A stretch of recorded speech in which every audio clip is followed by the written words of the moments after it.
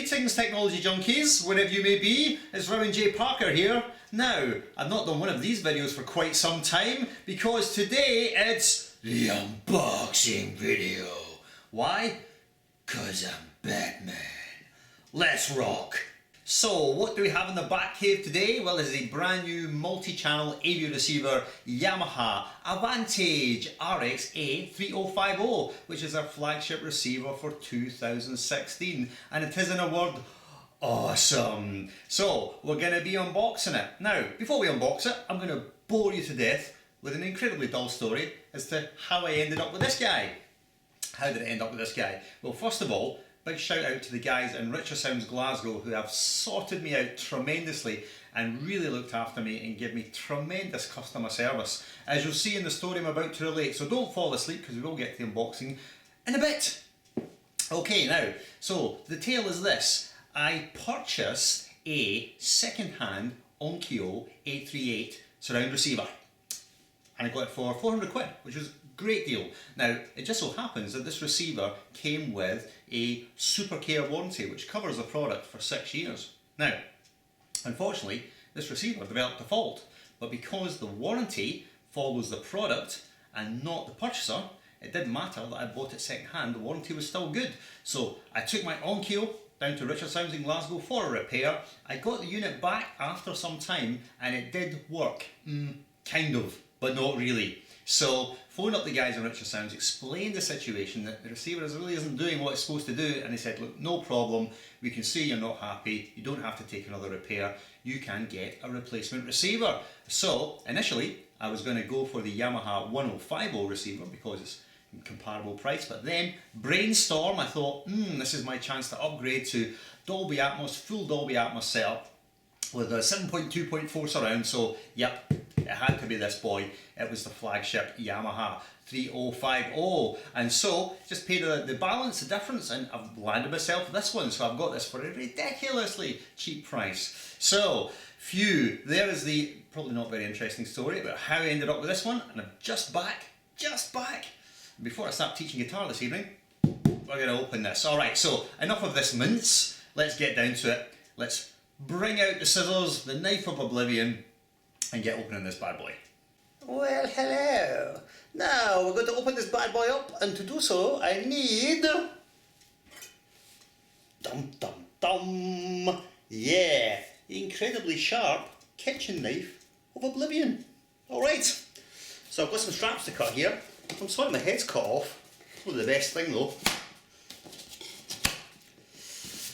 There's nothing quite like an unboxing to get you extremely excited.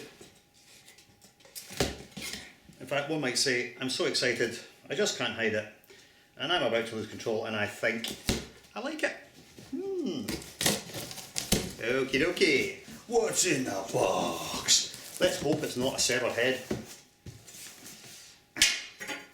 Sometimes I threaten my students with beheading if they don't practice. So all you students out there, practice. Now, they do say that you should never look directly into the Ark of the Covenant, so unless you want your head to explode, just like it happened to the Nazi in Raiders of the Lost Ark, look away! If you're prepared to risk it, let's find out what's in the box. What's in the box? Alrighty, first up, what have we got? Oh, looks like it's incredibly exciting. You see this in shot here. Power cable, the power cable of doom. Need that. Okay, what else we got? Looks like an FM or AM aerial. Is it aerial of some kind? Yes.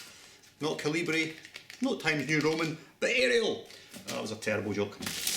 And we've got the setup guide, instructions. Looks like it's a manual on CD. So I'll not be reading that, of course. Never read instructions. Another aerial. I can never remember whether this is the FM or the AM, but it's another aerial. Tremendous. And then I believe this will be setup mic. Shall we just open this up and just see? Yeah. Super duper. Yeah. Tiny little triangular guy. Yeah, it's a setup mic for the YPAO, automatic room EQ calibration. We're checking that out later. I suspect this is, yeah. In this one, you get a little tripod to stick your microphone on, so you can place it in the room to get your correct calibration position for your position listening height. And then of course the remotes. Is the remote, it's a two-tone guy. Now, I was going to get this receiver in titanium, but unfortunately didn't have it in Rich Sounds in Glasgow. And in fact, we only had this one unit, and it wasn't really available otherwise. So, beggars can't be choosers, I got it in black. Alrighty. Now, for the pièce de résistance, and we'll just have to try and get this out without causing some serious cartilage damage. So, let's just see what happens. Oh my! Oh, that is a beast. Oh my goodness. Oh. It's just as well I'm going to the gym recently because, my goodness, that is a heavy unit. That is a heavy unit. Alrighty. Oh.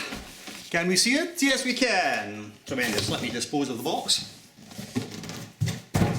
You can't see this because it's just out of shot, but my cat is slumbering right beside me. So I have to be careful that I don't brain him with the box. And then, it's like your, your very first girlfriend when you get to that particular moment, and you peel the layers off, and you see what's underneath, and you just go, oh my god! It's sort of like that moment. And there we go. I'll swap the camera angle around so you can see the front and back. But basically, that's the absolute bomb. Oofed. A beast of a thing. All right. So let's just have a quick look at the front and the back. We're back directly. Well, that's the heavy lifting out of the way. Thank goodness for that. So why this receiver particularly? Well, apart from the fact that I got it for a really great price, and the customer service I got from Richer Sounds was just superb, tremendous. Thank you very much, especially Martin, Richer Sounds, and Neil as well, manager, did me a really great thing. So the reason I got this is because I'm going to be running the most monstrous surround sound system in this room. I'll be running an 11-channel surround system, and this receiver supports all the latest immersive 3-dimensional audio codecs. That's Dolby Atmos and also DTSX, which is coming via a firmware upgrade. So I'll be running this receiver in a 7.2.4 configuration. I'll have to add an additional power amp to get those extra 2 channels, but that's no problem, you can do that. So that'll be a 7-channel surround, 2 subwoofers, because we do love that bass, and we'll be using high speakers, Dolby Atmos speakers, 2 at the front and 2 at the back, so it should just sound absolutely, utterly immense. Really looking forward to it.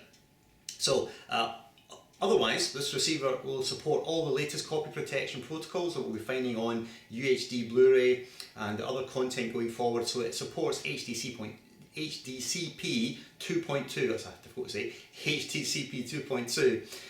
All the HDMI sockets are 2.0A, which means they will all pass HDR metadata. Now, unfortunately, I don't have an HDR display at the moment, but I'm sure I'll be getting one sometime this year. So it's about as future-proofed as you could possibly imagine. So I'll do an in-depth review of this receiver when I've spent some time with it and really got my head around all the bells and whistles, because I know it's absolutely feature-packed. And interesting fact, for those of you that know, that I'm one of the senior Yamaha guitar instructors for Yamaha Music Europe. But this is the very first Yamaha receiver I've ever purchased. I know, dreadful isn't it? Yamaha will probably want to fire me after this video. All my receivers up to this point have been Onkyo's, which I've mainly got because I managed to get them very cheaply. So this is actually the most expensive receiver I've ever owned. So let's see what it's going to be like. Alright, let me give you a quick tour of the front panel and the rear panel, and that'll do it for this unboxing video. Let's do it. So here's the front panel. It's pretty minimalist, as you can see. I should say the build quality of the receiver is really excellent, and it's got a very attractive brushed aluminium front. Not much going on really at the front. You've got the power, pure direct button, input, and volume. So it's fairly standard fare for most receivers. It's pretty minimalist.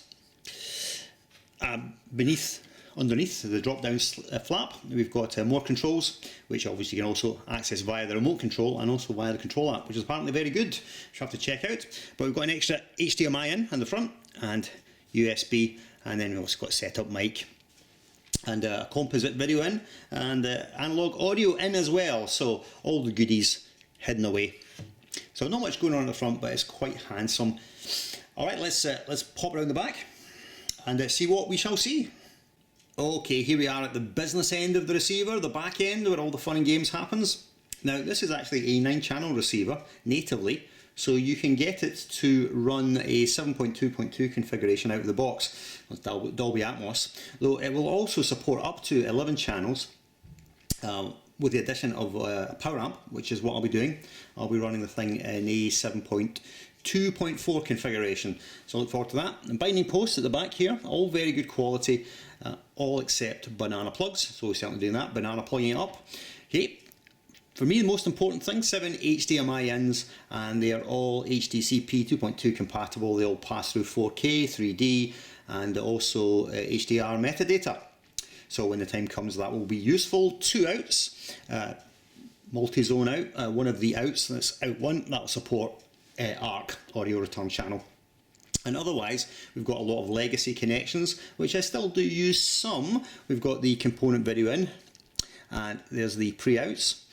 And we've got composite video and analog audio, as well as digital inputs, got coaxial and optical inputs, and then obviously we've got the antennae for the radio, which I still listen to.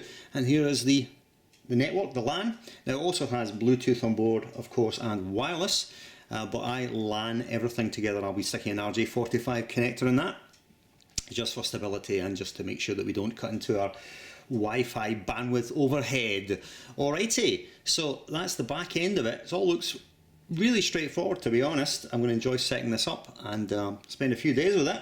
Well, that wraps it up for this unboxing video. There's no doubt this thing is an absolute beast, and I'll look forward very much to setting it up later on this evening. I'll spend a few days with it, really get my head around it, all the goodies, all the things it can do, and I'll give you an in-depth review in due course. But until then, I'll see you on another unboxing video sometime in 2016. They'll be dotted throughout the year, no doubt. We'll just see how we go.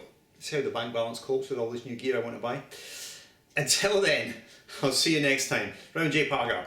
Farewell.